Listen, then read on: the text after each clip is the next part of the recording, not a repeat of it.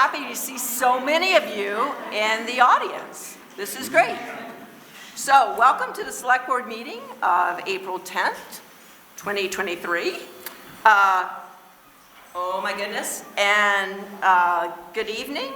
And I'm going to start by turning off my cell phone. And can't multitask. Saying welcome. I'm Jeannie Jenkins. I currently chair this board. I'm going to ask for my fellow select board members to introduce themselves. I'm Gary Corey. Welcome. Hi, Tom Haley. Good evening, I'm Jim Carroll. Jean Connor. Sarah Perrin. Ed Woods. Excellent. All right, and also with us tonight we have Stu Hurd, who is our town manager. We have Nancy Lively taking excellent meetings as always. And we have Josh Boucher on Cat TV camera, filming live, and we thank him very much. I want to note that if you have difficulty hearing, there are still some seats up front, and that is a good place to be. If you sit in the back, you have difficulty hearing because this room is really echoey, all right? Also, for those that are hearing impaired, we do have a special set of earphones, a headset, which can be used. So just let us know. And thanks, as always, to Jonah Spivak for that work. Thank you. All right, so we'll begin as we always do with the Pledge of Allegiance. Jim, would you lead us? I pledge allegiance to the flag of the United States of America and to the republic for which it stands, one nation, under God, indivisible, with liberty and justice for all. Thank you very much, Jim. That's kind of nice.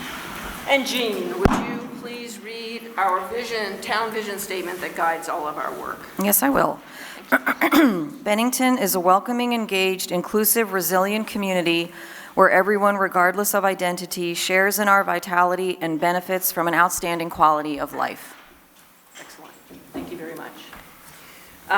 Next, we have the consent agenda, which includes the minutes of March 27th and the 2-minute meeting of March 31st, warrants and liquor and tobacco licenses. For the purposes of discussion, could I have a motion to accept?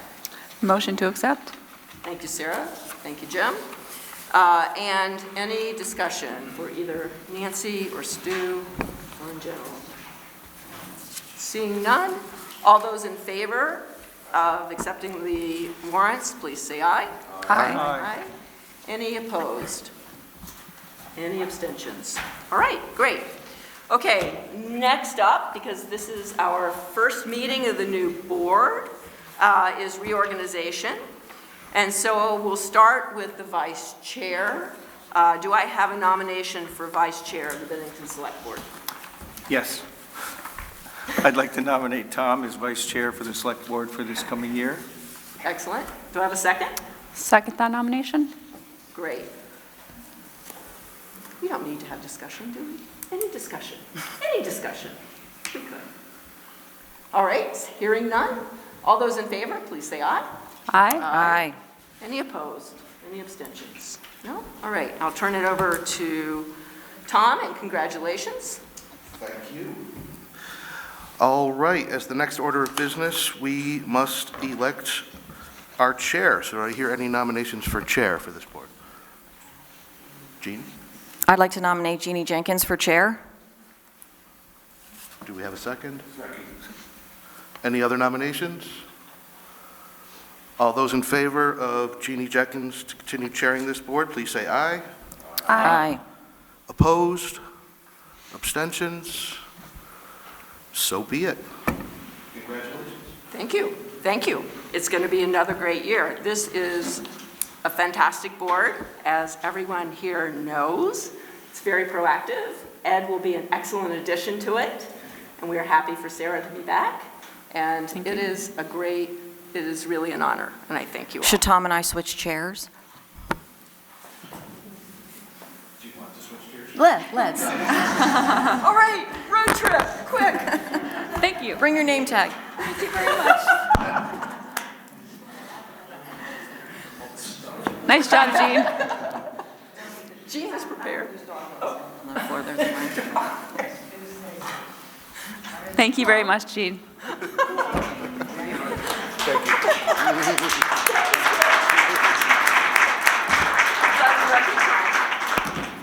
All right. Oh, in the excitement, we didn't get the list. Oh, the sheet. Okay. Hang on. Look, it does look like we have a robust public comment. Okay. All right, so next up on the agenda is public comment. Please know that public comments are for the good of all. Please keep your comments to 3 minutes. And this is not a time for discussion. And I do also want to say that taking Bruce Lee Clark's final comment when he left the board at last meeting, that we try and be constructive rather than negative or combative.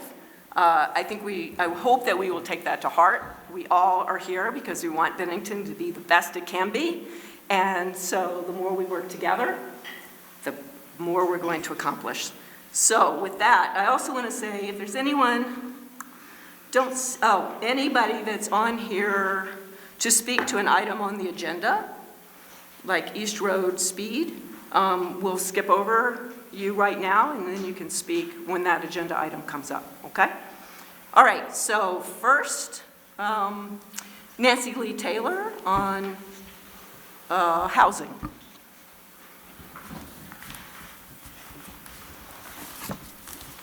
Hello, Board.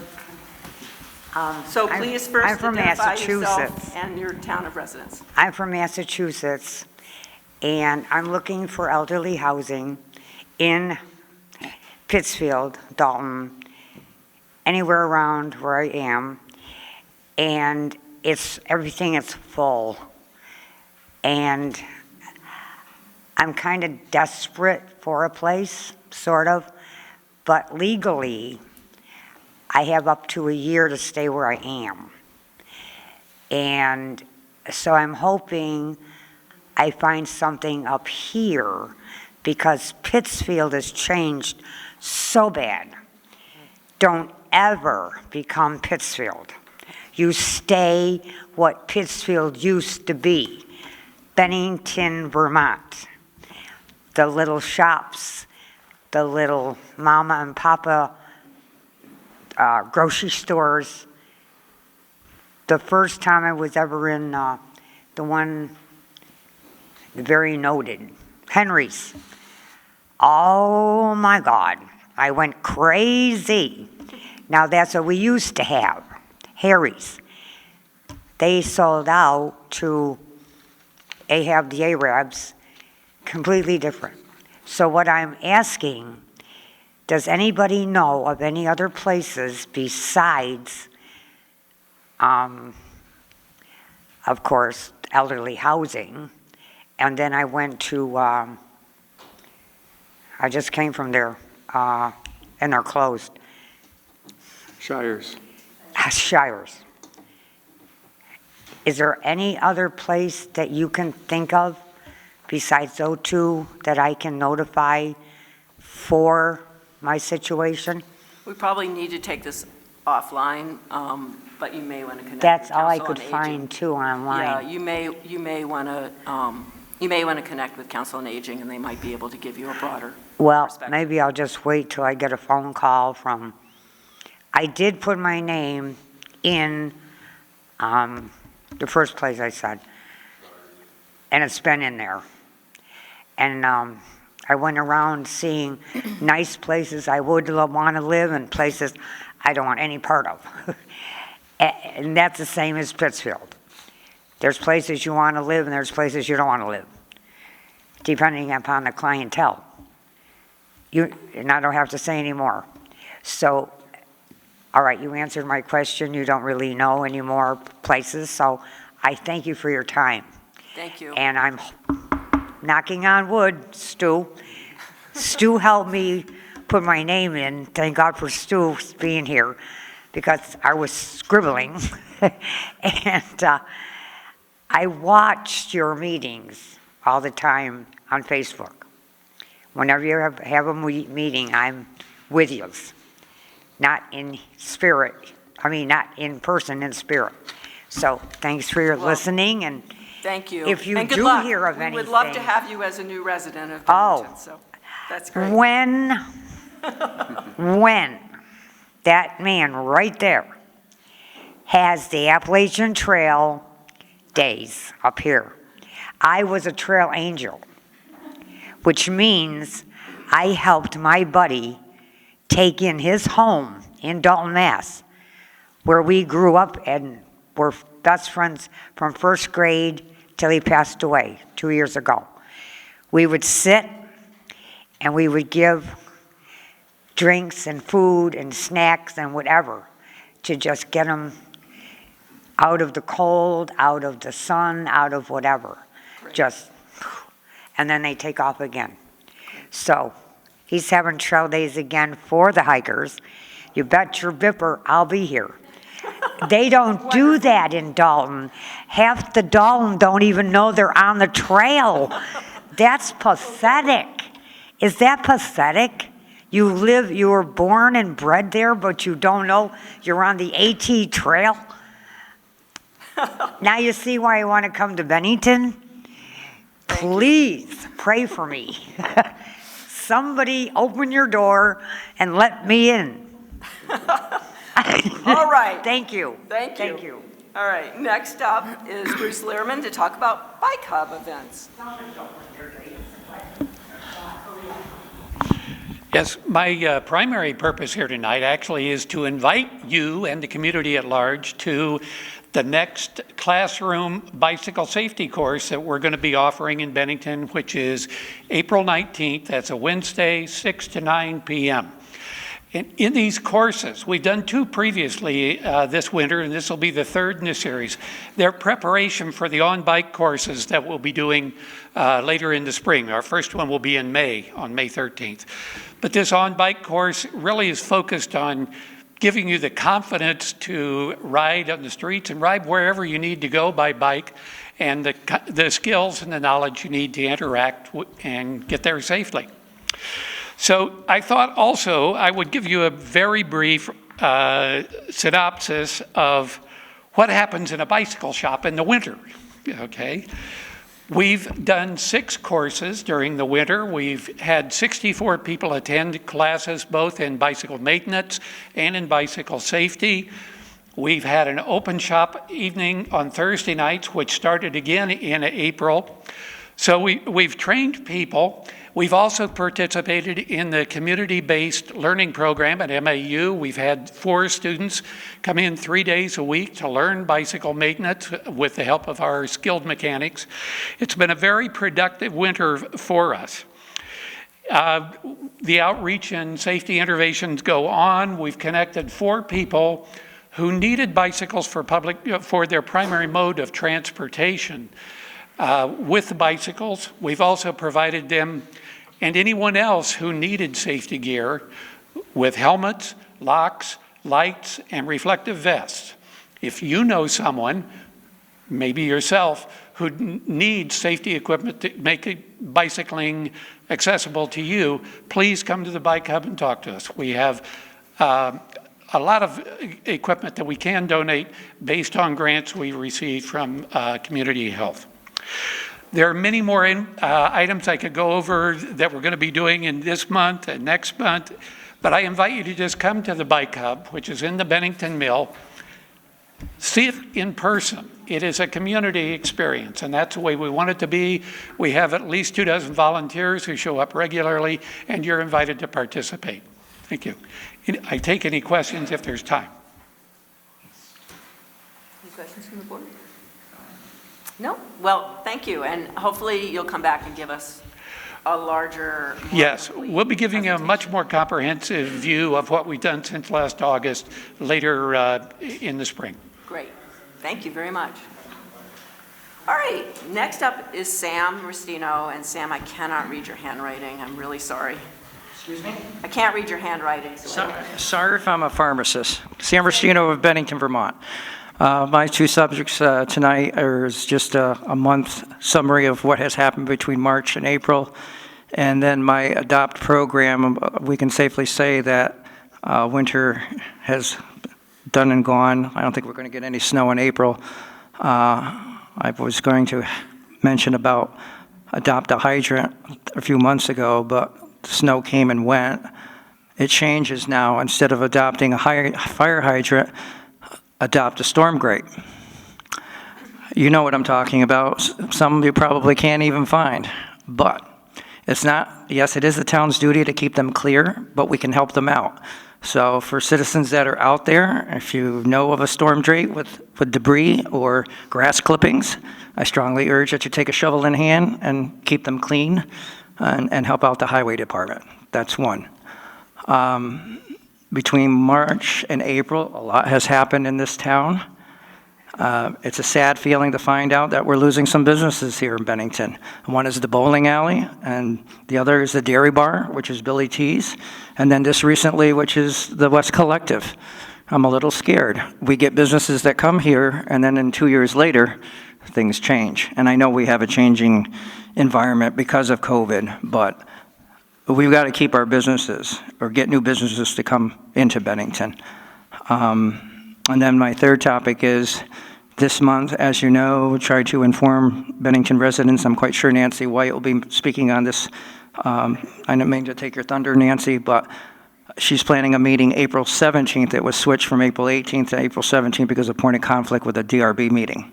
And that'll be taking place at the Free Library, and I hope everybody attends. Thank you for your time. Thank you, Sam. And also on the agenda items, I will be speaking on other items on the agenda tonight. Thank you very much. Chad Gordon, YMCA. And I say that because Chad's a former select board member, and we're always happy to see him come to meetings. Hi, Chad Gordon, Settlers Road, Bennington. Yes, I'm here about the meeting last month, the last meeting, where under the manager's report, there was a unanimous vote to raise the YMCA rates at 6% and link all future increases to the cost of living. So I'm not here to be angry or combative, but I am expressing my disappointment in linking it to cost of living and future increases. I understand the need for increases, but cost of living increases really impact our most vulnerable populations the most, meaning the children and our retirees. And most people aren't getting a cost of living raise of 6% every year. And I worry if this happens, that's an exponential increase that children aren't going to be able to afford. And that's potentially cutting off future users. You know, tennis and swimming are lifelong sports that people will start at a young age and have these opportunities. If they're lessened, I'm afraid we're going to lose these people or lose those experiences for these people. And I'm just cautious that that's going to happen. And with everything going on in the community in today's day and age, I want to be cautious that we don't put up obstacles for activities for our youth in the community, and we try to remove those obstacles. So when I was on the board, I was glad to vote for that partnership with the YMCA. They are doing a great job. This is not an attack or a knock on them. They are doing a fantastic job. But I think we just need to look at all the stakeholders in this community and focus on what we can do for the youth. And I would possibly reconsider that 6% or future increases every year, because I don't get 6% every year. I don't know many people that do. And eventually they're going to have to make choices on what they're going to do and what they're not going to do. Great. Thank you. That's very good advice. Thank you. All right. Next up is Kelly Carroll, a fundraising update and Woolumsac Walk. Hi, Kelly Carroll from Bennington. Two things real quick. First of all, just an update on that murder mystery event that we did at the VFW, the fundraiser on March 31st. That was something that the VFW Riders hosted. It was a fundraiser for Vermont Paws and Boots. So on behalf of the VFW Riders, I would like to thank everyone from the community that helped. It really was a VFW family event, and we raised $3,820 for Vermont Paws and Boots, which is fantastic. And just some special notes that we did some raffles, and Leah Hijack Swartz and Mary Morrissey were our winners of either lottery scratch ticket baskets and 50/50s, and they donated everything back, which made it extra successful. So thank you all. And then secondly, I just want to let everyone know that the monthly Walloomsac Walk will be the 4th Saturday of the month this month because it's Earth Day. So instead of this Saturday, we'll be meeting on April 22nd at People's Park at 10 a.m. We're going to be doing a light trash Earth Day cleanup. And Corey Cregan, the Vermont State Forester for Bennington County, is going to give us a guided talk. He's going to talk about our local trees, some climate change, protection for the environment, and rumor has it there might even be some little treats along the way, but I don't want to spoil the surprise. So Saturday, April 22nd at 10 a.m., come on out, take a look at the, walk. Hopefully maybe some of the cherry blossoms will be done. It's a beautiful place, and do some cleanup, and thank you, thank you. Thank you, Kelly. Next up is Nancy White on Ben High.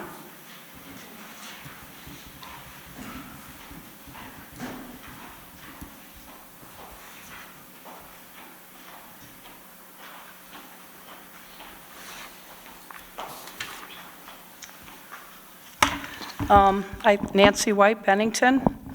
I appreciate Sam saying that the meeting I'm holding will be next Monday, April 17th at 6 p.m. at the library. Like he said, when I found out the Ben High was going before the DRB on Tuesday, I switched it. The purpose of my meeting is for Bennington residents to understand what has been going on behind closed doors for the last 11 years. We have had officials and entitled citizens planning the future of our town, planning the projects and programs for Bennington, and Bennington residents have basically been shut out. Time after time, we're finding out things are a done deal before we can have any say. So my goal is to educate the public. This is not how our government in Bennington operated prior to a decade ago. This is not how our government should be operating today. Last week, on Monday morning at 9 a.m., a 2-hour Ben High presentation and question and answer session was held. Why wasn't it on the town website? Why wasn't the public told? And why isn't that meeting being held here tonight?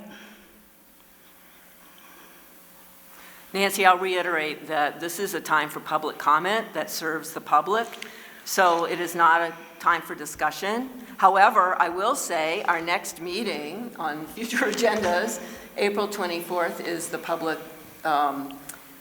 public presentation at the next select board meeting on Ben High. So hopefully you will attend that, as well as anyone else who is interested. It'll be on CAT TV as well as available. But this is exactly why I'm having the meeting.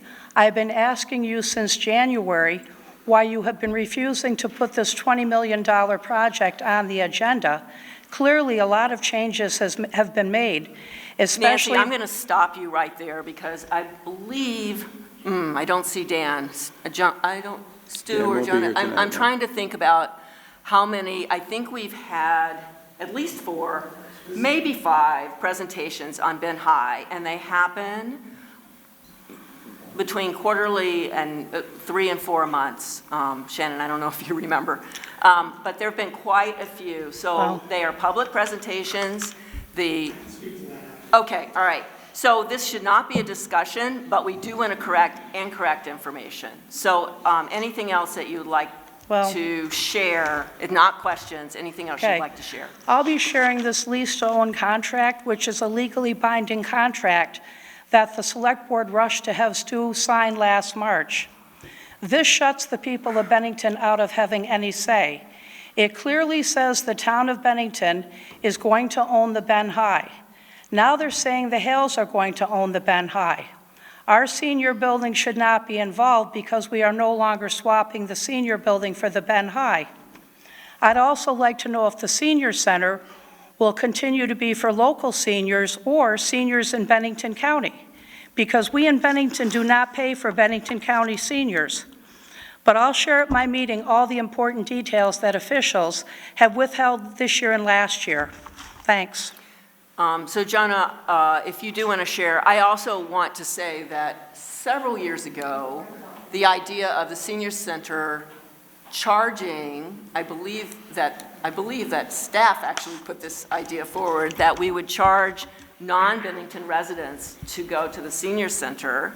The senior center actually held their own survey, and overwhelmingly, They did not want to charge, they wanted it to be open to everyone in the surrounding area, and the select board supported the seniors' position on that. So that conversation was had in public, and the seniors made the decision, and the select board backed them up. No, Nancy, I'm sorry. You're out of order. Nancy, you're out of order. You're out of order. Please, Jonah. If I may, Jeannie, I would just like to say that currently the senior center has people from outside of Bennington attending the senior center on a regular basis. Yes, absolutely. So my name's Jonah Spivak. I'm the communications coordinator for the town of Bennington.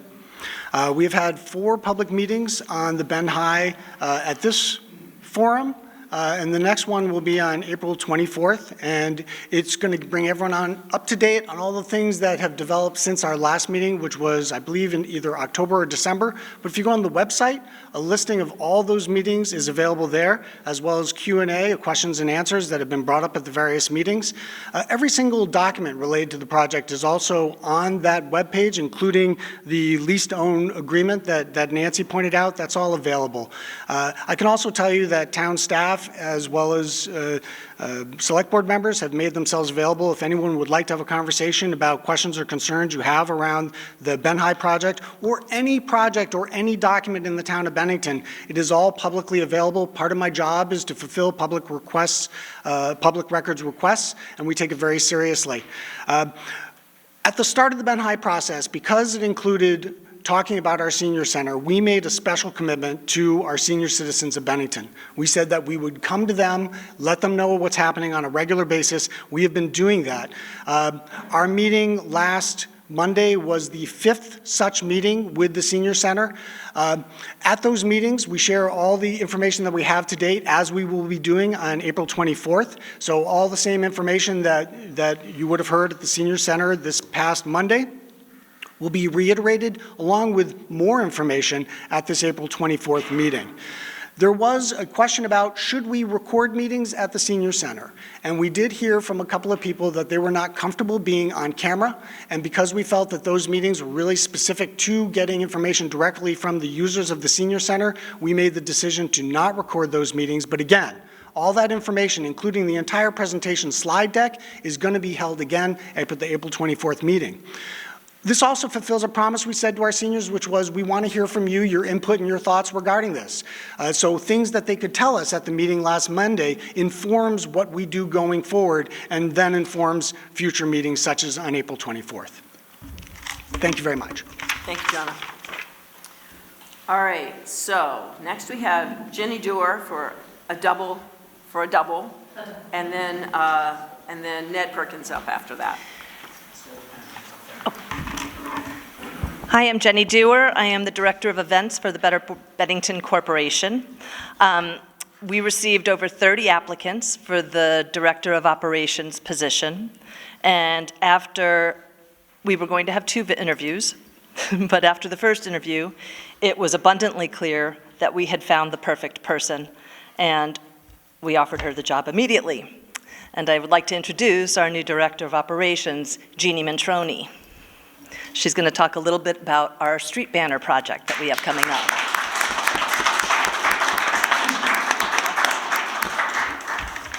Jenny knows how much I love speaking in front of people.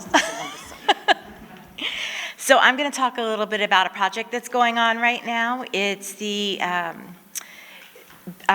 see? It's okay. The student art project for banners that are going to line Main Street. So here's a little information about it. We're looking for you to encourage students and also help support the project.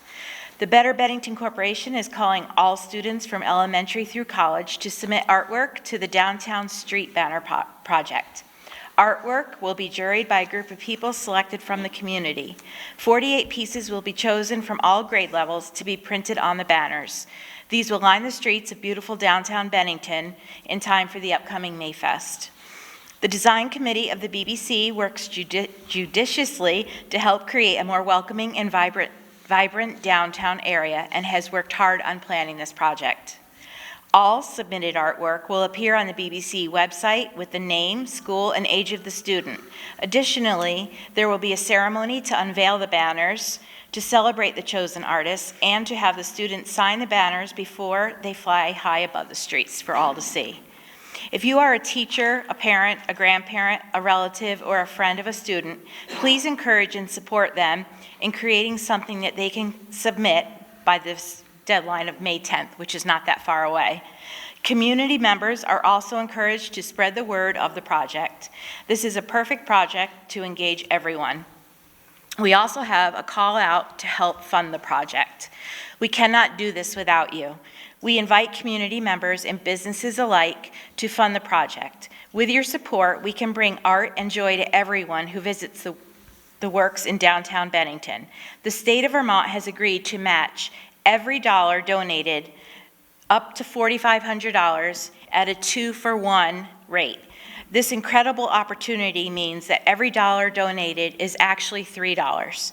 If we are able to create enough talk and support around the project to raise $4,500 before May 10th, we will be the recipient of the Better Places Grant. This would be an incredible achievement for Bennington and something to be celebrated. Can't really give you these links, but you can go to BBC or betterbennington.com and all the links are there. You'll see it on social media, and there'll be some flyers here and there. And we hope that you'll participate. Thank you.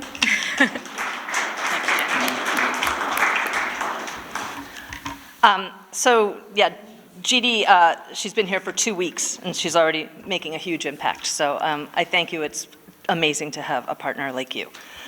I'm jumping back to the events because Director of Events, I handed you all a calendar. It's a draft form because I know that more things will be coming in, but I wanted to give you a sense of what's happening, so it's not out in the public quite yet. But on the calendar, we have the 7 Thursday Night Lives, we have the first Fridays for July, August, September, we have the pop-up shops, which we are actually going to continue because they have been so successful. So we're going to continue them on Saturdays in the same space as long as that space is not leased by a permanent resident. We have 5 Hemmings cruise-ins coming this year, May through September. Am I missing anything major here?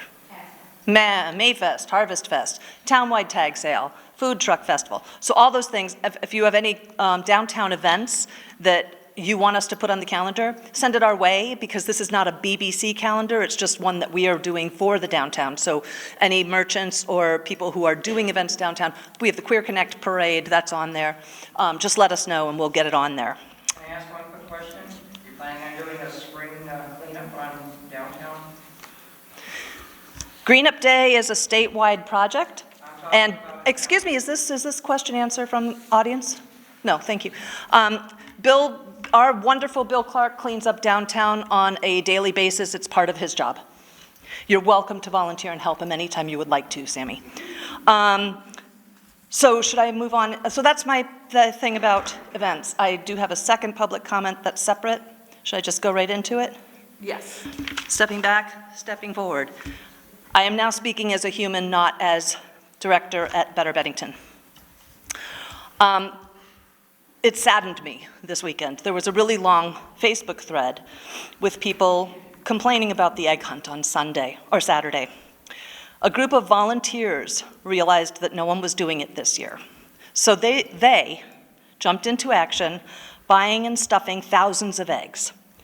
They actually had 1,000 pieces of candy stolen and had to rebuy them. Some other theys threw in gifts and more. They worked really, really hard. They got up at the crack of dawn on a chilly day, on their day off, to hide the eggs and set it all up. They asked parents not to go into the enclosures. That didn't work. Some littles were uncomfortable going in alone. Totally understandable. They tried to have kids go by age. That didn't work. The kids are too excited. They couldn't control that excited crowd of parents and kids. So they ultimately gave up. They said, well, it's chilly, so I guess it's not a huge disaster. Then they went home exhausted to try and prep for their own holidays. And they woke up on Sunday to vitriol and anger and putting them down, and how could they have done that? And they ended up shedding some tears. I was not one of the theys that day. I take that kind of, I'm glad, because I sometimes take that kind of thing very personally. We work so hard. I don't read what people sometimes write about me because it's just, I have a tough skin, but I don't bother with it. Unfortunately, they read it. Please think before being disparaging about your neighbors on social media. They are people with feelings. It is often a thankless job to be a they. We should all be they. Hashtag volunteer. Hashtag help rather than criticize. Hashtag they are people too. On that note, once again, we are looking for volunteers for Mayfest and more volunteer docents for the Downtown Visitors Center. Be a they. Contact me at events@betterbennington.com if you would like to work on Mayfest. For the Visitors Center, please contact Jeannie at operations@betterbennington.com. Thank you. Thank you. Ned Perkins?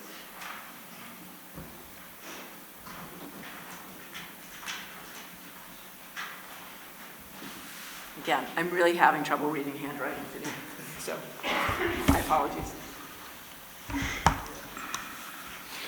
Yeah, Ned Perkins, Bennington. I'd like to speak briefly about the open meeting law. First of all, I want to say I fully support all the efforts of this board that you've taken to increase economic development in Bennington. And that certainly includes the revolving loan program, which I think is a really good program, and it targets development right on the street, right where it's needed. But I am concerned, however, that the way the Select Board has been approving these loans has failed to meet the standards of Vermont's open meeting law. As I presume you're all aware, Vermont's open meeting law requires that, with some very specific exceptions, any public body must give advance notice of meeting agendas, all votes must be held in open session, and all actions must be recorded in published minutes. The law allows public bodies to enter executive session to discuss certain sensitive matters, but it specifies that no formal action may be taken there. Any vote must take place in open session and be recorded in the minutes. Now, it appears to me that when the town granted 3 BRLP loans this past year, $200,000 to the Bennington Community Market, $35,000 to the Juniper Lane marijuana store, and $100,000 to Vermont Realty, which is apparently the landlord for the community market. It put $335,000 of the public funds at risk without notice in any meeting agenda, without any vote in open session, and without any documentation recorded in any minutes. Now, again, I support any efforts by the town to enhance our economic development. But I have real concerns when the Select Board approves actions behind closed doors and then conceals those actions from public scrutiny. Stop right there. No, please. No. By pretending that it didn't have anything to do with the approval process. Now, as the open meeting handbook published by the Secretary of State says, the risks involved in letting everyone know your business are not small. Nevertheless, there is no penalty for extra openness and a high return on the investment if the public understands you have nothing to hide. So for this reason, I'm presenting you with a formal notice alleging that the town violated Vermont's open meeting law. The law calls on you to respond publicly to this notice within 10 days. I hope you look at this as an opportunity to examine the processes you have in place. I really mean this, and to respond openly and honestly, and to take some positive steps to bring a reputation for transparency back to our town government. Thanks, Ned. Look, So, no, I'm Ned- going to speak. Ned? You're speaking, factually, you are absolutely inaccurate. When we make these loans, it's done by consensus. We take no vote in an executive session. You're wrong. Jim, yes, okay, so to piggyback on that, the select board does not vote on revolving loans. If we did, we would need to come out and vote in public. We do not vote on them. Shannon Barsati is the community development director, and Shannon is the person who makes the decision on revolving loans. And Shannon, I don't know if you want to say anything. This is, we're not trying to have discussion during public comment. But we did share information with you earlier, Ned. The website has been updated. It was an error, and we do not vote on revolving loans. But I will have, I'll thank you for your comment. I'll ask you to sit down, and I'll have Shannon come up and walk us, I guess, through the process of the revolving loan again. Can I just say that at the town meeting, Stu said that the select board can veto any of these decisions. Exactly what you said. Yeah, that's not exactly what you said, but okay. Would you like to respond, Stu? No. All right. I think, Okay. I don't So think it's on me. A point of order. Point of order, I would suggest that if this is the back and forth we're getting into, if we're going to respond to a formal notice, I suggest the board get together and we talk about that with council and we respond just let it formally. go. I don't think having Shannon get up here now and try to defend actions that have happened in the past is appropriate. Okay, all right. I do want to say, though, that it is factually inaccurate that the select board votes on revolving loans. So that is the community development director's position and responsibility. And so, we will respond. Okay, okay. Okay. Point noted. Thank you. And it is the longest public comment period we've had in a really long time. Okay, so next up, we're going to skip the person who is speaking on East Road Speed. Jack Rossiter-Munley, you are up for a community cafe.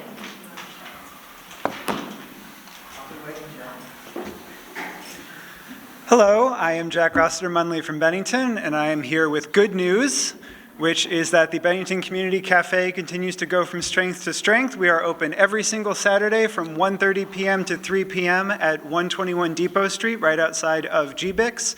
And we are a cafe with a full menu. You come up, you make your order, and you decide how much you want to pay for that order, which includes paying nothing at all.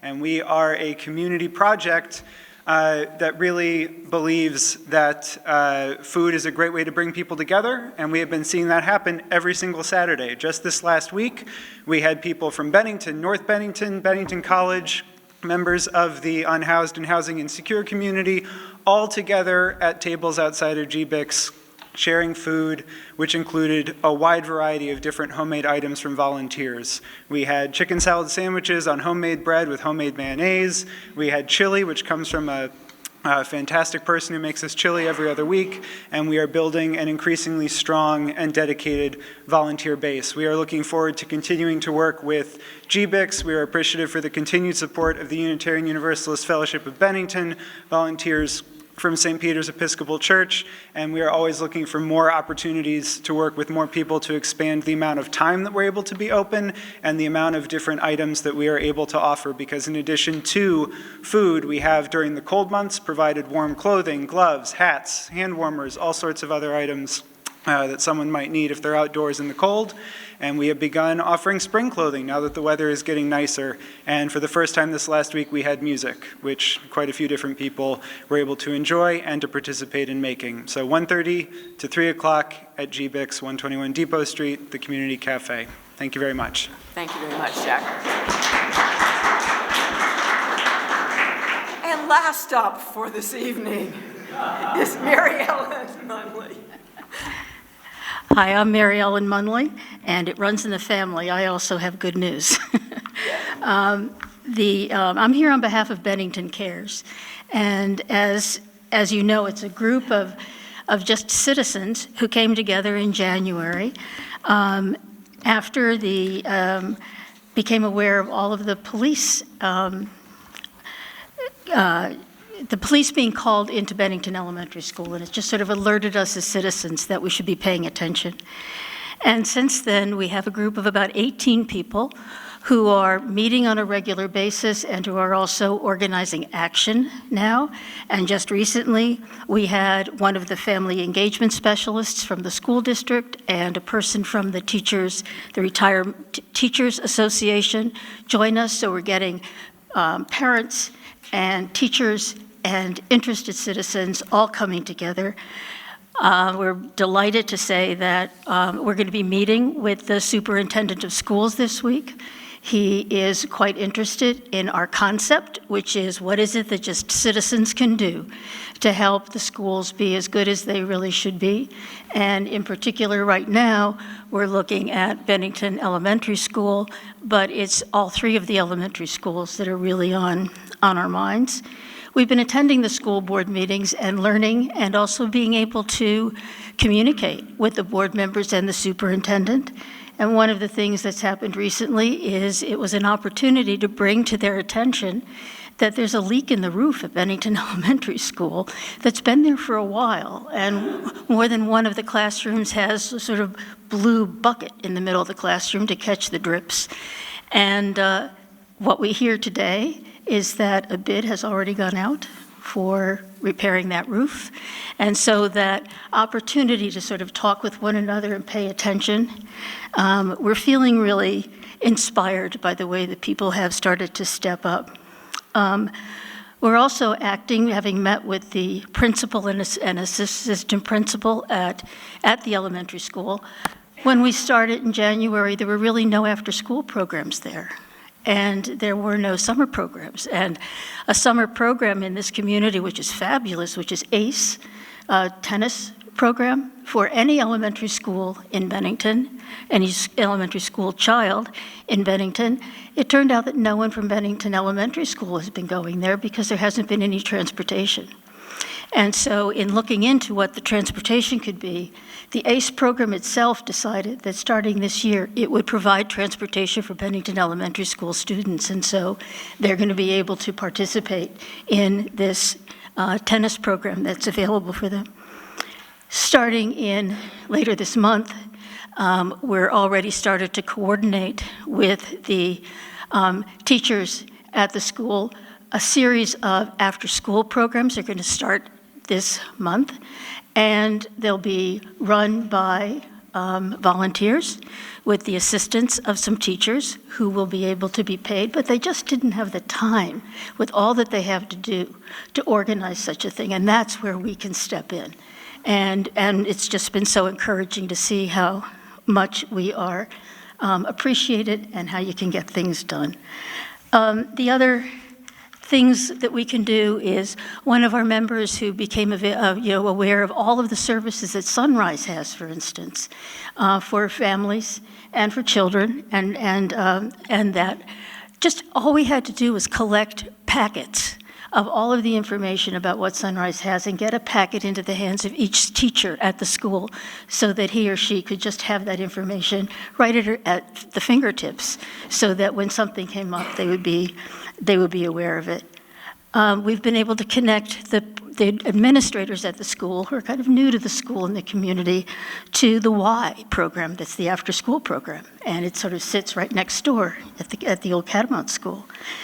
And the Juneteenth celebration, which started last year in the school district and had a beginning but not a spectacular first out, and we all know about first outs not being spectacular. But this year, Bennington Cares is going to be able to coordinate with the school district and help out so that we can maybe make it more aware and more festive and rich for the rest of the community.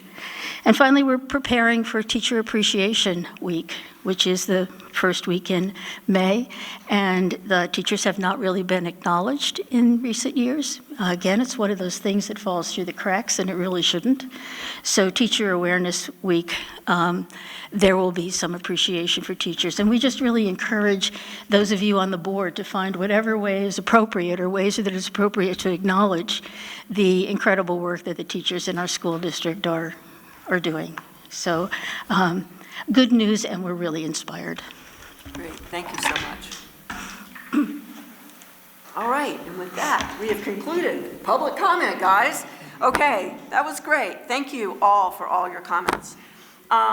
We now move to a public hearing. This is on the community block grant application for a men's recovery house at 612 Gage Street. I think the select board is very much enthusiastic about this, and we have discussed it at several meetings, and it's designed for individuals who are committed to recovery. I'm going to turn it over to Shannon, who will conduct the public hearing. Okay, good evening, everyone. So as Jeannie said, the town of Bennington is considering making an application to the state of Vermont for community development block grant recovery housing program funding under the Vermont Community Development Program. So these are federal funds, generally through housing and urban development, that flow through, come to the state and then come to the municipalities, in this case to Bennington, and then are sub-granted. So this would be a program that is going through Shires Housing to develop, apply for $500,000 in Vermont Community Development Program funds, which would be used to accomplish the following activities: to rehab and retrofit construction of a 9-bedroom home located at 612 Gage Street for use as recovery housing. The project will be developed and owned by Shires Housing, and the building will be master leased by the Turning Point Center, which will oversee the recovery housing program. So we have guests tonight from Shires Housing. We have Madison and Curran here, and then we also have guests from Turning Point to answer any of your questions about the application. So after we have the public hearing and any questions from the select board and the community, the other thing that we would be looking for is a signature from the select board to apply for funding. And I have a resolution for the Vermont Community Development Program grant application, which you all should also have. Great. Any questions from the select board? Let's bring Madison I up. just wanted real quick, and I'm sorry, I'm not good at public speaking to begin with, but I'm also losing my voice. The funding is Madison Kramer, Shires Housing. The funding we're applying for is community development block grant funding / recovery housing program funding.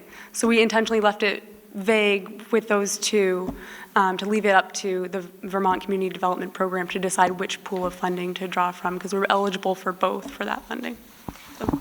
And one other point to make is you might remember that we had a public hearing about this project before, and this is actually an enhancement grant because they're going to need more to cover the costs of construction. So that's why we're here again to talk about this project. Questions from the board? Jean? On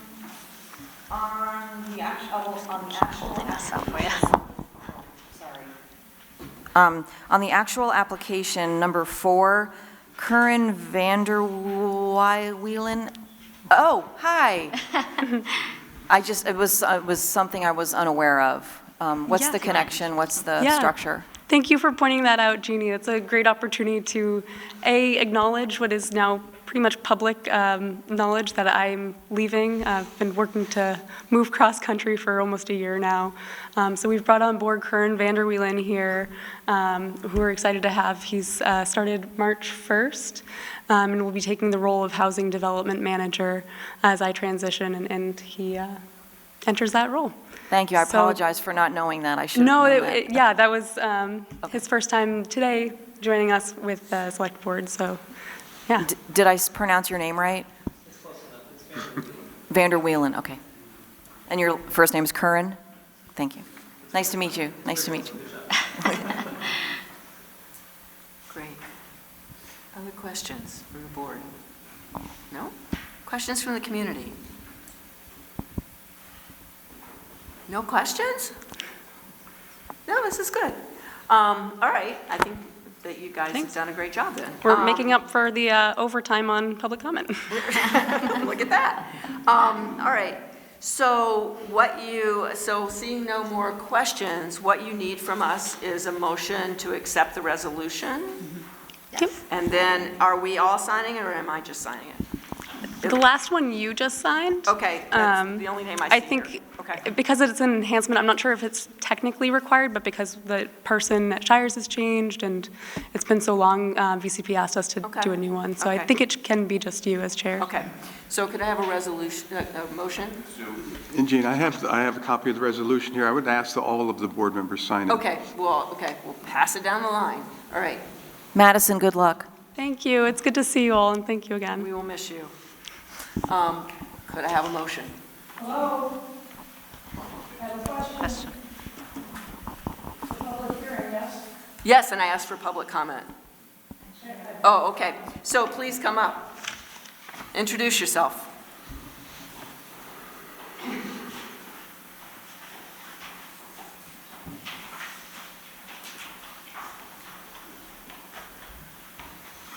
About 2 years ago, the Please Select Board introduce approved... yourself. Nancy White.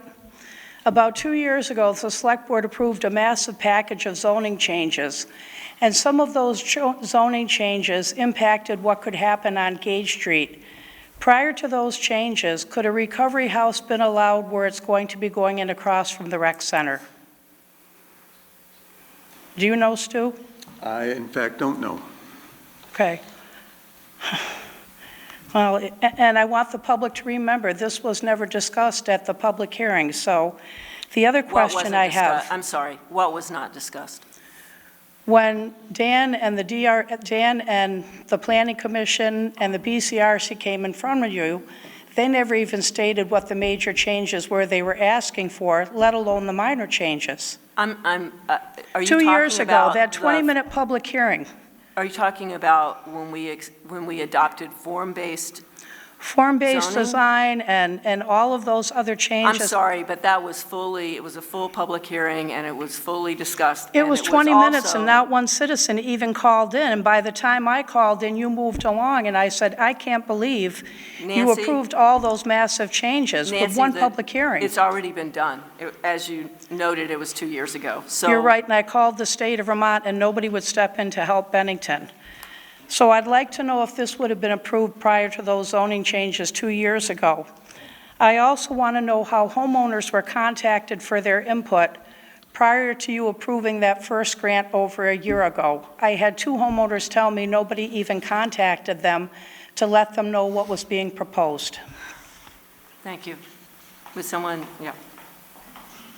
Yeah, I'm no zoning expert. That's a good question. I know that we are following all current zoning requirements. We're going to be converting this, currently it's a single-family home with 9 bedrooms. It's going to be converted to 2 separate units, 4 and 5 bedroom, as per the zoning requirements of that area.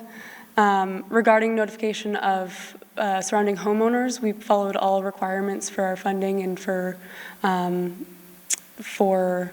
the permitting process that we went through, including putting public notice in the paper. And we also have been in contact with those neighbors by phone and email since then. So. Okay, thank you. Any other questions? All right, seeing none, now could I have a motion to adopt the resolution? Oh God, Bruce isn't here. Okay, somebody's got to step up and start making motions. Motion to adopt the resolution for the CDP grant application authority. Thank How was you, that? Sarah. That was excellent. Okay. Do I hear a second?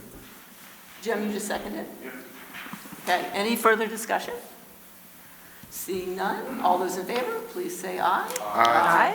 Any opposed? Any abstentions? All right, thank you very much. Thank you. All right, next up, it's my pleasure to invite Deborah Larkin to come up and talk about the Bennington Sports Foundation.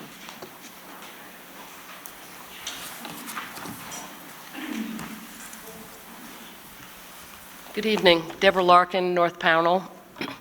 And I'm really happy to be here again with some good news to tell you about the Bennington Sports Foundation, which was formed in 2021 to give children and teens in Bennington the opportunity to reach their potential in sports and life. We're a 501c3 nonprofit organization, and we are trying to serve a niche in the sports community. We are well aware of the years that the schools and volunteers and programs and what the great job they do with sports program. But there also is a group of kids who don't get to participate because of some social issues. Maybe they have financial barriers or transportation barriers or food insecurity. So we have come together and we are offering up to $20,000 a year in grants of increments of $2,000 to programs who will seek out and keep kids who currently are not participating in sports programs and provide them the opportunity either by paying their fees or perhaps transportation. And I'm happy to say that we have an arrangement with the Bike Hub that we will provide the funding for bikes, and they will do some safety equipment and also give some skill building for the kids who don't know how to ride the bikes. The second part of the funding that we're doing is recognizing that teens in the Bennington County really need to get good jobs, that we are offering funding so that programs can hire teens, hopefully at maybe $15 an hour, so they can participate and be leaders in the sports program. I'd like to just briefly tell you about two of the grants that we were able to give out last year. They went to Deshaun Hamlet, who was Battle of the Future, which is a basketball program, and Deshaun is also very active in the school system, so he's well aware of the kids who would like to participate but can't. But through his program, he was able to add more kids to the program as well as be mentors to the young kids who were participating. He had an example where there were a couple of kids who had transportation issues, so some of the counselors were helping out. This year, we're so happy that we're working with the Bike Hub so that this can help the transportation issues on a long-term basis. Also, we worked with the Wise and with Kayla, and she was very happy to think out of the box about some programs and funding that she asked us for. One involved a summer program where there are perhaps 200 children who are identified that could benefit from academic help, and this was morning program. What she did is identified 100 of those kids who were really very dedicated to participating in that program and offered them opportunities to be in the camp of the Y Camp, which has over 100 kids in the summer. And these were kids who because she was able to reach out to them from the academic program, she was able to give them the opportunity, and with our grant, we're able to help more kids participate in that program, which we found was really very exciting and could be a pilot for other sport programs to participate in. The other is, as we know, by the time the kids get to be 11, 12, 13, they kind of age out. So Kayla has started more of a counselor and training mentorship program, and she applied for a grant from us to add more kids to participate in that situation. So we were able to get more kids to stay in camp. And even when school started, they would come by the Y, and many of them had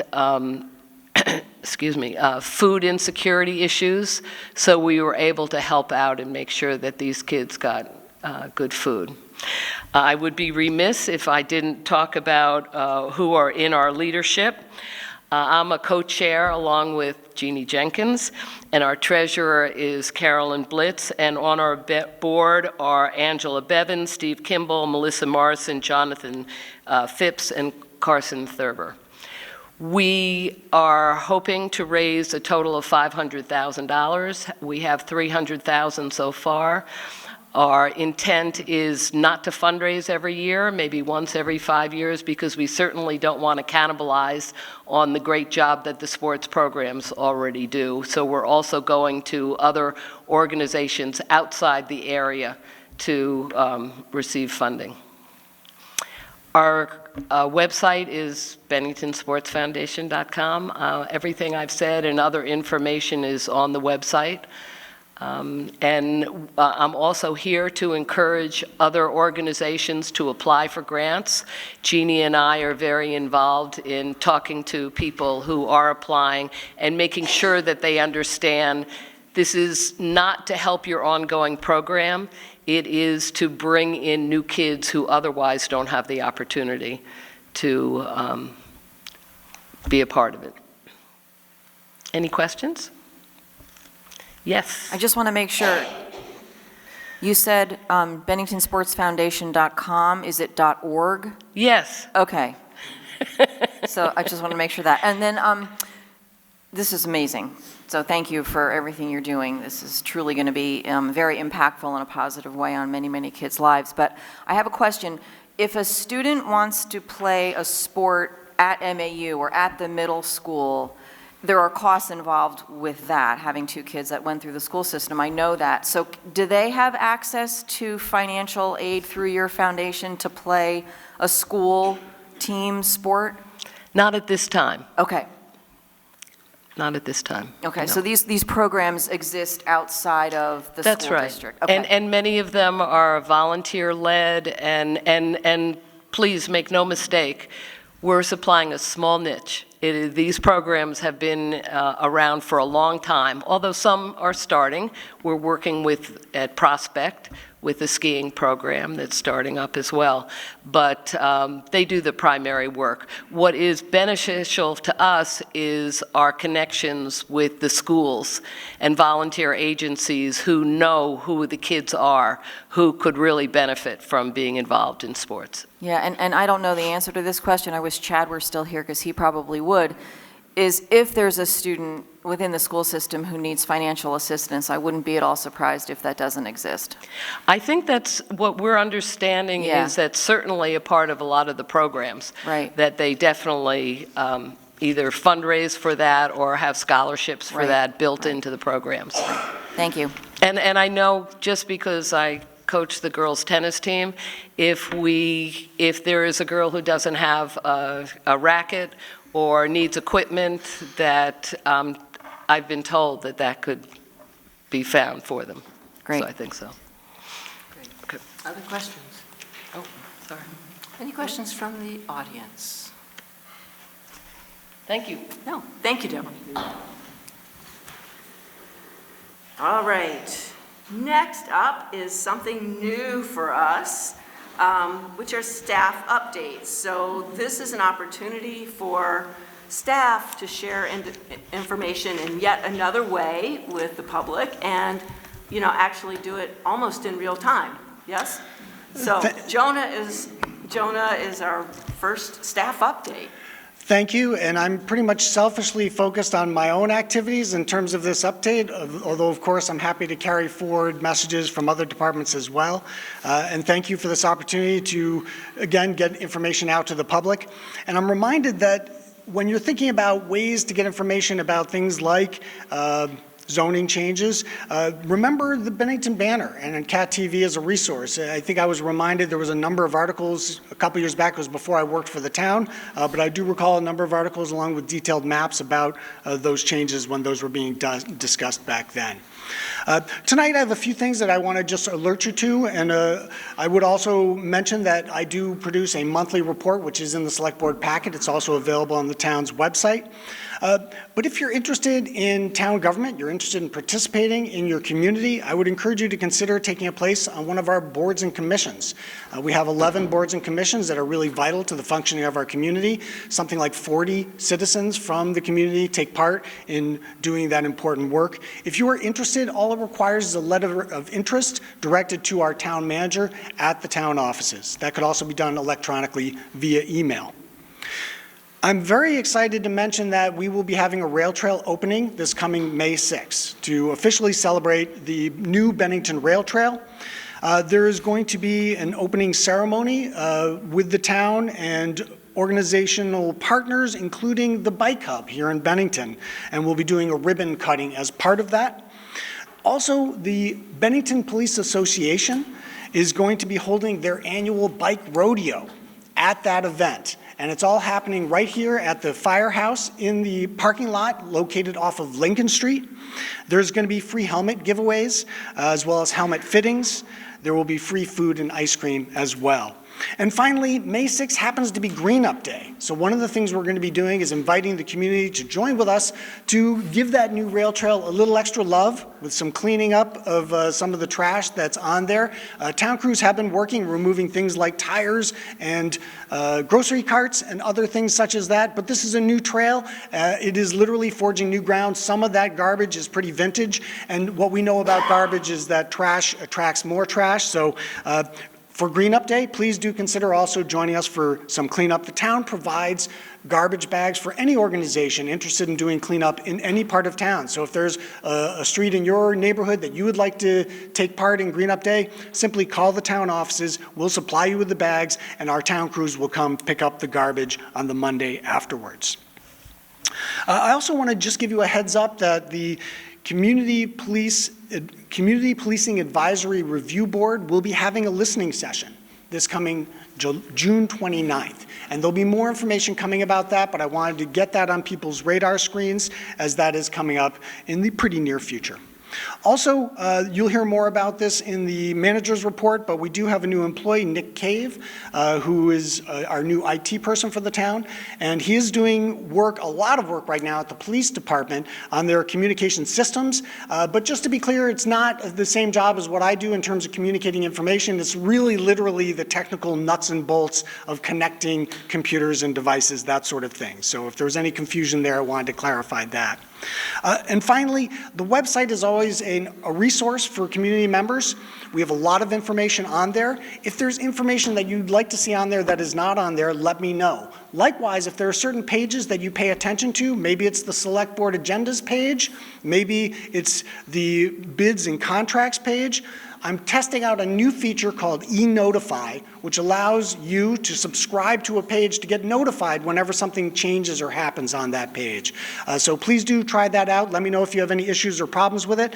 And thank you very much. Appreciate this opportunity. Thank you. Thank you, Jonah. So, Can I have a question for Jonah? Sure. Come on up. Introduce yourself, please. Once again, Sam Rustino from Bennington, Vermont. May is coming, and as you know, we had a real troubled situation at our cemetery, and the group coming back in the area in May. Have you heard any information about resetting of the stones, or has that been taken care of? Thank you for that. That's a really great thing that is coming up out of a really tragic thing that happened to us this past October, when we had hundreds of stones overturned at the historic Village Cemetery in Bennington. What has happened already was a really amazing citizen response, not just from Bennington, but from towns and communities throughout Vermont and New York. People came here in October to do a massive volunteer effort to reset the stones, and every stone that had been overturned was reset in one day. It was a really amazing, uplifting effort. However, some of the stones from that event and from previous issues were broken. And we are having an additional event on May 29th where we're going to be getting together with the Vermont Old Cemeteries Association and volunteers. I have a list of volunteers who have already signed up for this. If you'd like to be on that, you can let me know. We will be having a second work session specifically focused on restoring those broken stones and getting those upright as well. Thank you. Great, thank you. All right, so oh, yeah, come on up. Yeah, you guys have to really wave your hands. Hi, Vicki Lampron from Bennington. It's not so much as a question as it's a compliment and an observation. I am lucky enough every day, because of my employer where I work, to be fortunate to walk the rail trail. I have to say, it's lovely. I see old people like me, I see young people, I see couples, I see single people, I see bicyclists, I see folks with dogs. I am thrilled with the rail trail. I have had no problems. It's been wonderful conversing and meeting some more of my neighbors. There is one thing that maybe we need to work on, and that may be some education surrounding a rule, a law, an ordinance about people picking up their dog's feces when they're done, because I noticed today there's quite a bit of it there. So maybe we could provide a station with bags for that and maybe a garbage barrel. Just a thought, because I love the rail trail, so thank you. Thank you. An update for you, our Assistant Director of Buildings and Grounds has informed me that they're already planning to put in some potty pots for our doggy friends. So absolutely, great suggestion, thank you. Great. Sam?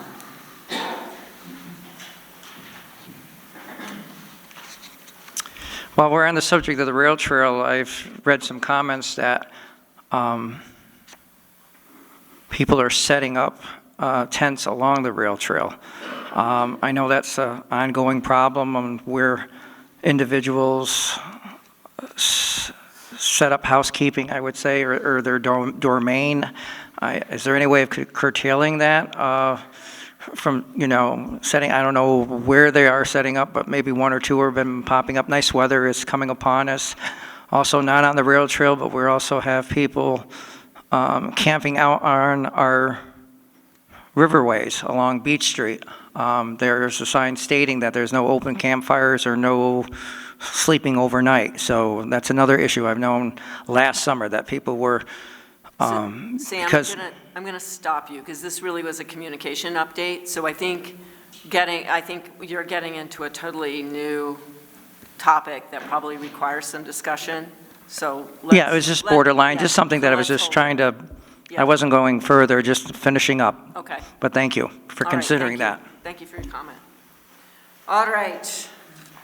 All right. So we're moving on to traffic ordinance.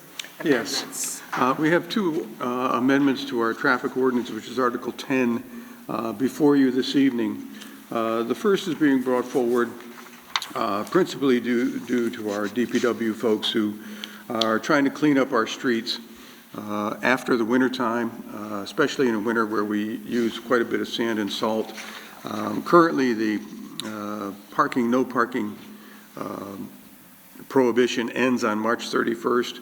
We are asking the board to approve an extension of that till April 15th. Will give us an additional 2 weeks to really make sure that the roads are clear. We generally do this with our street sweeper in the early morning hours, so if people are not on the street parking, it will help us dramatically. The second is a speed limit issue that has come forward through a study that was done through the Bennington County Regional Commission using guidelines from the Setting Speeds on Vermont Roads, which is published by Vermont Local Roads Program, which is funded by the Vermont Transportation Agency. They looked at the East Road and South Stream Road. The proposition for you tonight is really to look at the speed limit on the East Road. And I provided you with quite a bit of documentation from the study. The average speed on the East Road is between 40 and 45 miles an hour. I'm sure that people that live there probably have seen folks speeding even higher than that, or there are some that have gone slower than that. But currently it is posted at 35 miles an hour. And the feeling is, with the Vermont Local Roads Program, is that the speed should reflect what the street can bear, so to speak. So if people on the average are driving in the 40 to 45 mile an hour safely, and there have not been a lot of accidents on that road, then perhaps that road speed limit should be increased to match that. And so I'm putting before you tonight a proposal to raise that speed limit on the East Road from its intersection with Coker Drive to the Shaftesbury Town Line to 40 miles an hour, which is just below what the average is. This is something that I've talked with the chief and lieutenant about, and they believe it is a fair proposal. So can we separate those two and take East Road speed limit They're first? both separate and apart. Okay. One is, two different So- articles within the, How about we start with East Road? Someone knocking me. I guess, I have certainly heard from some folks. I don't know if anyone on the board has anything. I do have an email from someone that lives on East Road that I was told I could share. So you are Mike Salzville, okay, so I'll call you in just a second. This is all about, East Road. Yeah. And I'm just voicing my opinion as a taxpayer of Bennington, that I've lived on East Road for over 35 years now. And within the last 2 to 3 years, I've noticed that East Road is becoming Indianapolis Speedway. There is no police presence at all. I have, within the last 8 to 12 months, I have noticed that the police presence on East Road has become less and less. And then, but my thing about changing the speed limit on East Road is not a good idea. Right now, it's Indianapolis Speedway. You raise the speed limit, it's going to get even worse. And plus, the thing is, you have the middle school, which is on East Road. Now, I don't know how they can get away with it, how they would be able to get away with it, with the school being on that road to raise the speed limit. And right now, people, when they come to the school, they go 25, somewhere approximately 25. As soon as it goes past to where it says the ordinance is 35, it's not 35, it's 55 to 65. And when there's a store, right, just above the middle school, and there's a lot of traffic now that store is open. There's a lot of traffic in that area. So, and I could see maybe you could change the speed limit when you get up beyond the residential areas. But right now, East Road is highly residential.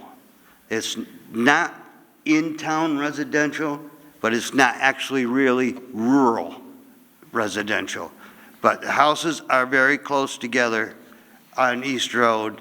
So I think changing the idea of changing the speed limit to 45 is like taking and saying, let's change the speed limit to 55 on Main Street. I mean, you might as well do the same thing, because there's just as much traffic on East Road as there is on Main Street. That's what I could feel. And I've talked to other residents on East Road, and there has been multitude complaints to the police department about this, speeding on East Road. And to no avail, there has been nothing done to deter this. At one time, they had one of those little police boxes there that told you how fast you were going on East Road. That worked for a while. That worked, it did do the job, even though they didn't have the police people to put on that. They didn't have enough people to run that and watch out for drugs too in Bennington, which is a big problem also. But I'm here to talk about changing the speed limit on East Road, which would be a total disaster. Because right now, if you look at the statistics, how many accidents has been on East Road within the last year and a half to 2 years, it has doubled to almost tripled. And so raising the speed limit would not make that any better. Thank you. Okay. And like I say, I'm Mike Sawsville. I live on East Road, and that's my opinion. Thank you. I told Mick and Sue Goldsmith that I would read their email. This is slightly condensed, but it says, as full-time residents of East Road, we're thinking that this is a ridiculous proposal. Those that live on East Road know that there are walkers, joggers, children, bicyclists, and wildlife frequently on and crossing the road. There are no sidewalks or shoulders past Duffy Drive for people to stay out of the traffic. Although we currently have some drivers and motorcycle riders who think East Road is a racetrack and try to reach speeds well above the current posted limit of 35 miles per hour, we certainly do not want to encourage faster travel. Please let the record show that we are not in favor of raising the East Road speed limit. So that's Mick and Sue Goldsmith. Any other comments from the board, from the public? I have a question. Yeah, go ahead. The speed limit you're talking about moving this to is 40, not 45, is that correct? That's correct. And what happens at the middle school will stay the same? That is a school zone, so that will remain 25 miles per hour. That is by state law. Okay, thank you.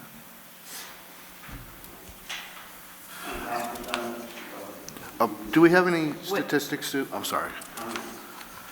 I'm Mike Sawsville, again, and I believe that the school, yes, is 25, but the school is less than a half a mile from the store, which a lot of school children walk up there to the store to get lunch or whatever they like and then go back to school. The sidewalks do not go as far as the store. So you're walking in traffic. So if traffic is going to be raise the speed limit, that's outrageous. All right. So, thank you. So, Jean, did you have a question? Yeah, but go ahead. No, I mean, one thing that we could entertain is the placement up beyond the Houghton Lane turnoff as well. That's a possibility, but go ahead. Yeah, raising speed limits, I don't know. What prompted us to do the research, or you to do the research, to raise the speed limit? What's the benefit of raising a speed limit, and what's the downside of not raising a speed limit? I don't know that there is a benefit or a loss from the change. The roads were studied.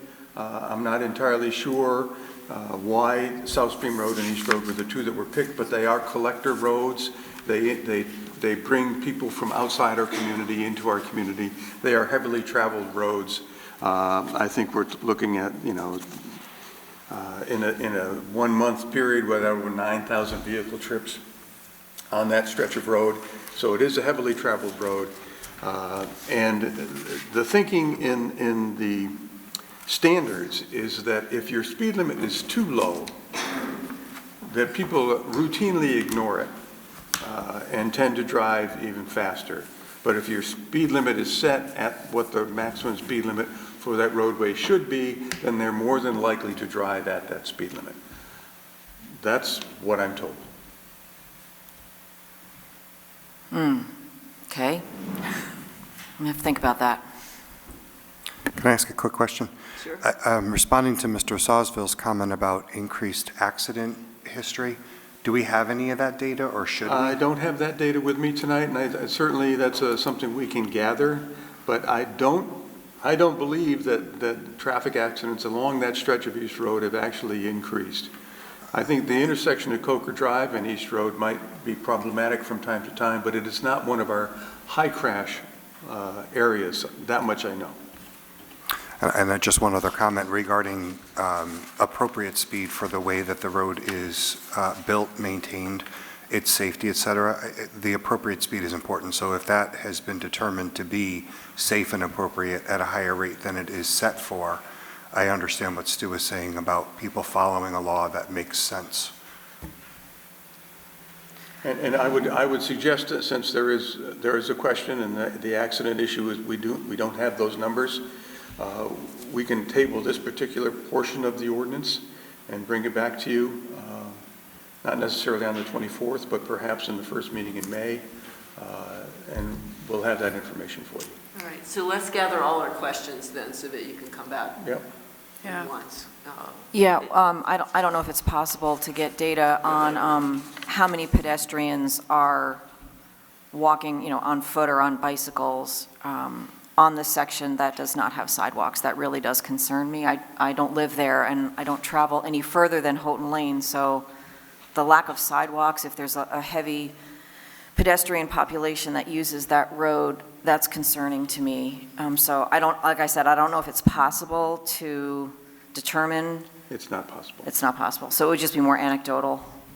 It mostly would be anecdotal. Okay. Sarah, you had a question? I think I'd like to see the data on the accidents as well. Well, that's what and he's gonna table that gather. for now. Yeah, is there, yes, so are there other things? I mean, can we look at, is most of the traffic going to Houghton Lane, or is it traveling on beyond that? When they did the traffic study, where were they situated? I'm sorry, I don't have that information. So could you see, They looked at all of East Road. So. can you find out what that means? I don't, I'll try. I'm not sure that information is available. Okay, because I mean, we drive traffic to the transfer station, so a lot of people do use East Road for that. But I am intrigued by the idea further up where you are sort of out of the residential settled area. Other questions that we want? I'd like to put it on an appeal I'd like to hear from a few more residents of East Road and get what their feelings are on the subject. They're certainly are the most vested in this. So thank you for paying attention and being here tonight, first and foremost. But if you could reach out to your neighbors at all or somehow, email, have them come in next meeting, what have you. Statistics of what? Come on up so that Cat TV records your voice. At some time, could someone, for the next meeting on this topic of the speed limit on East Road, if they could just statistically look at within the last 2 to 3 years, how many accidents have been on East Road, and is there more now than there was 2 years ago? Because, like I say, East Road is becoming an Indianapolis speedway. And as people get out of work, they don't even pay attention to the school at going 25.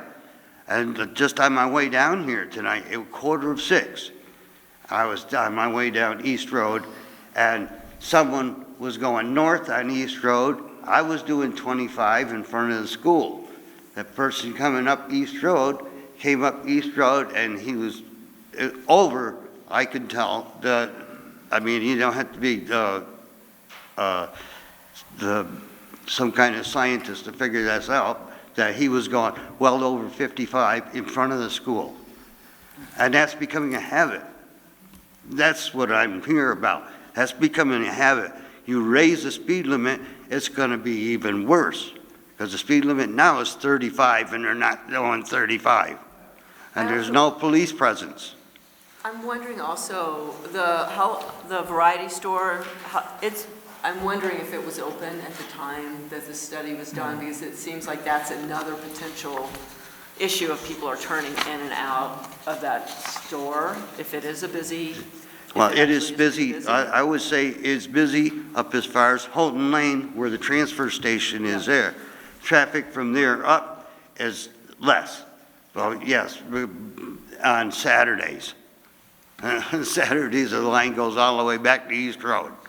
But there is a lot of traffic on East Road. It's not like it was even 5 years ago.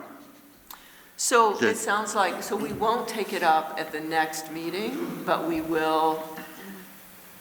could take it up at the first May meeting. First May meeting, yeah. We can bring it back. So, yeah, so Stu, maybe someone from BCRC, did Jim Henderson do the study? I believe it was Jim, yes. Okay, so maybe Jim could be here and he would be able to answer questions that might come up at that time. So thank you. I hope you will come back. And the meeting in May that you're speaking of is May 8th, Mr. Sawsville, May 8th. The meeting that will be reconvening this discussion is May 8th. The second and, yeah. All right. Yes, please come on up, Deb. Thanks for raising your hand and waving. It helps. Debbie Matt, Bennington. I was watching a news show the other day, and I cannot tell you what town or state it was in, and they were requesting to raise the speed limit. And I can't tell you if it was 65 or 75 miles an hour. And they were talking about the pros and cons of increasing the speed limit. Well, they went out on the road, and it was a major highway, not a little road like East Road or South Stream, and they had one of those guns, and they were doing like 85 and 90 some miles an hour, and they came to the conclusion that if they raise it, the people will be driving that much faster over the raised limit. So just a little food for thought. Okay, thank you. Tortoise, come on up.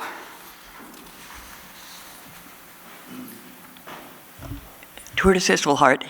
Just to remind you that Willow Park will be attracting more traffic this summer once it's all gotten ready. So have to add that to the exploration of traffic on the East Road. Yes, thank you. Yes, that's another turnoff spot. Okay, all right, so lots of food for thought. So Stuart, we can get you any questions we have that come to us after the meeting. Yes, okay, so I hear you, Jim. Okay, so the other part of this, so it's April 10th already, so we're talking about adding 5 more days this year? No, it wouldn't be this year because these ordinances, when they're amended, there's a 60-day appeal period. So Okay. this would not take effect until next winter. Okay. Gotcha. Okay, that makes more sense. All right, any thoughts, concerns on extending the winter's parking ban to April 15th? Yeah. Just quickly, has something changed?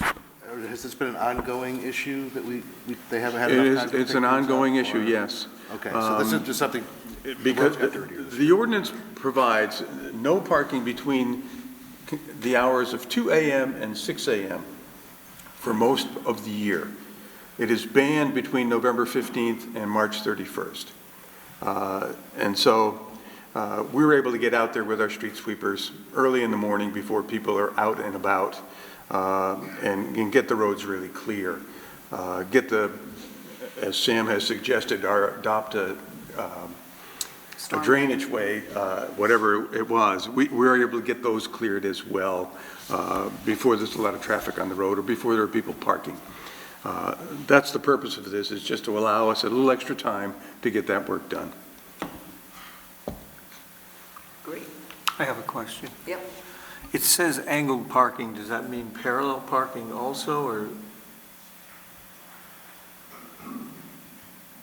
In the definition, I mean, traffic control, Article 10.5 parking, 10.5.03 angled parking. Yes. We don't have angled parking anymore, so that is probably a carryover from when the ordinance was originally adopted. Should we change that language? Well, we didn't propose to change it, so why don't we table this whole thing until May 5th or May 8th? Let's do that. Poor Stu. Your second good catch. Poor Stu. Right? Sorry, Stu. No, that's all right. I hadn't noticed the heading. I was just worried about the wording. All right, well, that was a great agenda item. Let's, yay. All right, no, that's good. All right, so let's move on to police contract ratification. Yes, thank you. We talked about this a little bit during the budget process about putting aside sufficient funds to recognize the police department and give them a raise come July 1 of this year, 2023, which would initially have been the last year of their current contract. They're currently scheduled for a 3% pay hike. The board did budget an additional 5.3% to meet the rate of inflation at the time the budget was built. One, we believe this is essential as a recruitment and a retention tool. It would also match what the Public Works Department also received. In talking with the police department through the negotiation process, I sought to have the contract extended another 2 years to 2026, July, that would be June 30th, 2026, in order to stabilize what rate increases we might be looking at coming in the future. And much the same as the DPW contract, we're proposing those raises at the CPIU, which is an all cities average of the Consumer Price Index, or 5%, whichever is higher. Again, we believe that we need to recognize the police departments throughout the state of Vermont are anxious to find employees. Poaching is somewhat common now. It has always been from the state police, but now we're seeing other departments attempting to poach certified police officers because you don't have to train them to get them there. So in order to remain somewhat competitive, I'm asking you to approve these contract changes and authorize me to sign the contract. So moved. Second? Aye. Great. Any discussion? Hearing none. Any questions or comments from the public? No? All right. Then all in favor, please say aye. Aye. Any opposed? Any abstentions? All right. Thank you very much. All right. And then next is implementing town vision. I don't know, Kelly, Tom? Yeah, Kelly wanted to remind the community of a couple upcoming events. Hi, Kelly Carroll, Chair of Bennington's Community Policing Advisory Review Board. And I just want to let everybody know that our April meeting will be Thursday, April 20th at 6 p.m. right here in this room. And as Jonah said, we are working on a listening session that we're going to be having also in this room on Thursday, June 29th. So please save that date. We'll be working and getting more information out probably early May. But there is some information on our website. And also just to remind everybody, we do have a comment area on our website. And if there are any comments or concerns, if you want to go to the CPARB's website on the town's website, the emails will come directly to me. So great. That was it. And also there's an open seat. There is one open seat on the board. I believe you're accepting applications now, so come and join us. Great. Thanks. Thank you. Let's see. The other things I have on this are Juneteenth celebration. Again, the town will work with the SVSU to put Juneteenth forward. It was actually fantastic last year. It was just freezing cold and rainy. It was a miserable day. It will be in downtown, which is lovely, so right by the SVSU, in what us old-timers know as the Tuttle lot, but across from Anytime Fitness. And so please put that on your calendar. And also another reminder, boards and commissions. We're taking applications till May 1. Send an email stating your interest and why you want to be on a board or commission to Stu Hurd. Thank you. Jeannie, the exact date of Juneteenth is? The 17th, June 17th, which is Saturday. All right, anything else for? Jeannie, how would someone find out what boards and commissions are open? Jonah has lovely links to all of this. On the town's website, you can get to it in multiple different ways. It's under government, join town government. It's also under the news section and under the public notices, and you can simply search on that search bar, just say boards and commissions, and it'll pop right up. So. Yeah, and the first thing when you go to boards and commissions is, here's the application, yeah. It lays out the entire process, where to send things, the deadline, as well as descriptions of each of the different boards and commissions and the number of spots that are open for this year. So, great question. Yeah. Great question, thank you. All right, anything else under this item? Hearing none. We'll go on to the manager's report. All right, I have just one action item for you this evening, although it is quite lengthy. These are the final BBC street closing requests. They are provided for the Hemmings cruise-ins and for First Fridays. The cruise-ins are currently scheduled for Thursday, May 18th, Thursday, June 15th. I believe they're all on Thursday, July 13th, and August 10th, and September 14th. The road closures they are seeking are Main Street from North Street to Safford, School Street from Main to Pleasant, Pleasant Street from North to School, and Valentine from Union to Main. The streets would be closed from 4 p.m. until 8 p.m. On those days. And the signage and detours will be placed by volunteers from Hemmings, employees from Hemmings, and those with the BBC. The second, let's just do the whole thing. The second are the First Fridays. They are scheduled for July 7th, August 4th, and September 1st. Also, the street to be closed is Main Street from North to Valentine. This is really a downtown Main Street event. They would be closed from 4 p.m. until 9 p.m. on those days. And also the placement of the barricades would rest with the BBC staff for First Fridays, and then the combination I've already talked about. So I'm looking for a motion to close the streets as requested for the dates and times noted above. Second?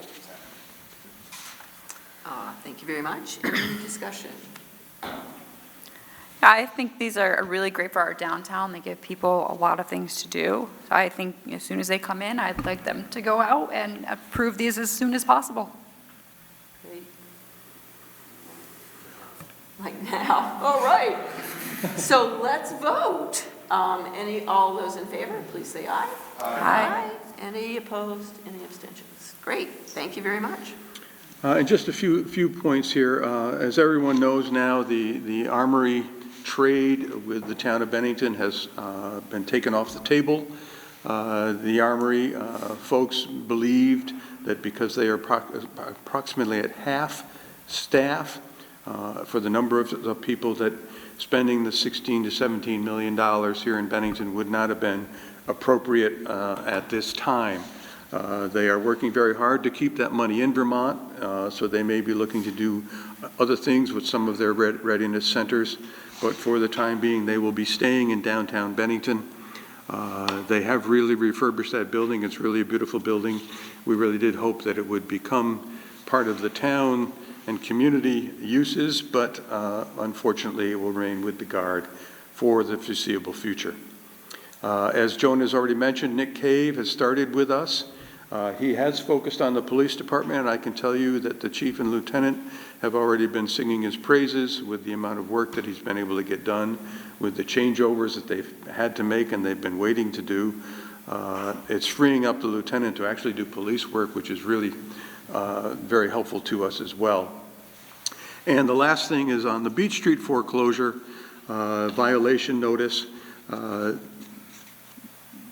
We're told that the owner of the building has appealed the foreclosure. We're not certain that there is standing to do so since the building's been sold. He no longer owns it. But nonetheless, The town did receive in excess of $95,000 in fines and penalties for long-standing violations at this particular property.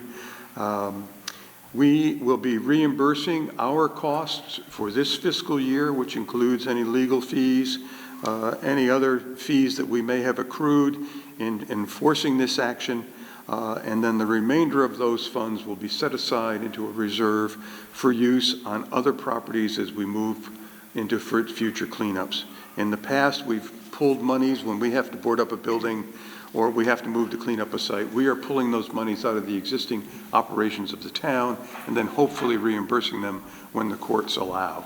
In this particular case, we'll be able to draw on these funds and replace them without being constrained by the fiscal year timeframes. So this was quite a victory for us. The building owner that now owns the building has already begun renovations and cleanup, and we're pretty pleased with the outcome of this particular effort. And that's all I have. All right. Any other questions for town manager? All right, so hearing none, next up are upcoming agendas. And I think we've identified two things. Ben High update is at the next meeting, which will be April 24th. And then we have an East Road. We will take up East Road speed limit again on May 8th. Is that right? On that Yes, first as meeting in well May. as the parking extension, prohibition extension. And parking, yes. And diagonal parking, yes. All right, anything else coming up that we know about?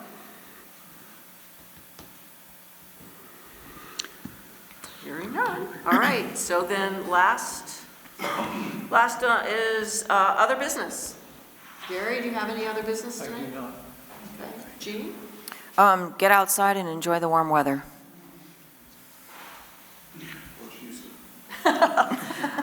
I just want to say again, thank you to the banner and all the other sponsors of the Easter egg hunt. It was really a spectacular thing to happen, and I know it makes our town very happy. Yeah, I'd just like to say, over the weekend, I had the opportunity to go with some friends up to the Bennington Museum, and I hadn't been there in really quite a long time. And I was reminded, and just want to remind everyone else, what an asset to our community that museum is. And if you haven't been there since you were in grade school back in the 70s, it's not the same museum anymore. It's beautiful. The artwork is incredible. There's a display of artwork by Bennington students right now that just showcases some amazing talent by our young people. It's not terribly expensive. Great thing to do on a rainy day or something like that. So please remember the Bennington Museum. I think just to piggyback on what Jean said, the Easter egg hunt, my husband donated our business time this weekend, and he said it was really well participated in. And he said the 2- and 3-year-old, it was adorable. He said they counted down. She said 5, and all the 2- and 3-year-olds didn't get past 5, and she said go. And so he said it was really cute, and he handed out our cotton candy, and it was just a really nice time. So thank you to everyone that participated. I just want to say thank you all for welcoming me. Looking forward to working with you all. Glad to be here. I wonder if there is any follow-up that needs to be done to the comment that we heard from Chad Gordon on why rates increasing that you all already voted on. Is that something that needs to be revisited, should be revisited? Just putting that back out there. I think, I think that was a really thoughtful comment that he made, and I think we should look at if we we voted on this, how we make sure that children and adults have access to the Y and to the rec center. And, as you know, the differential between what locals pay, what Bennington residents pay, and what those outside of Bennington pay is quite substantial. But I think it's something that we need to keep on. And remember, the Y does offer scholarships. Yes. And we in fact help subsidize the summer camp fees that people pay to send their kids there as well. Yeah. So I think it is something we need to keep our eye on. I think if we can be mindful of the impact that those raise in fees could impact, and especially to those families that might get lost in the shuffle. I wanted to say that during public comment, but it's not time for back and forth. But yeah, I knew that. I knew that there was scholarship money available and assistance, but it's public comment, and unfortunately, that's the way public comment happens. Yeah. And I think that's something we can revisit every year when we talk about the why as well. Well, I don't think so. I mean, I think that what we did was put in place a multi-year action. So, I think it would be reopening it rather than, I mean, that was the point of it, was to do a multi-year action, and that's what we voted on. I mean, we'll be providing the board with what that rate increase is based on the rate of inflation as of February of a given year. Okay. And those rates won't take effect until July 1 of a given year. So there's a time for discussion should you wish to postpone a rate increase that is coming. You still have that authority. And there's sort of two pieces of this. There's the rate increase, and there's also the subsidy. Thank you. Yeah.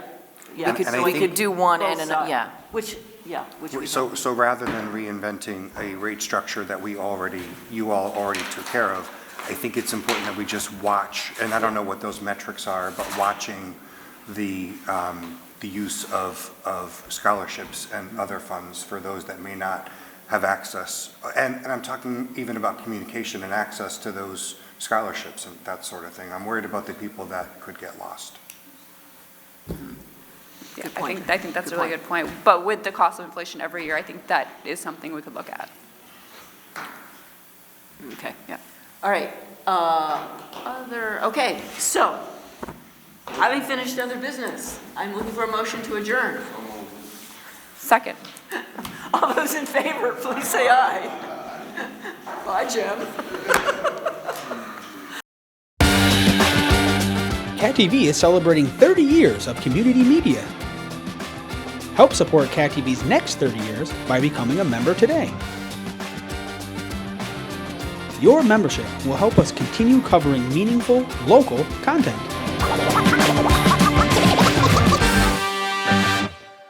Thank you for supporting your local community media station.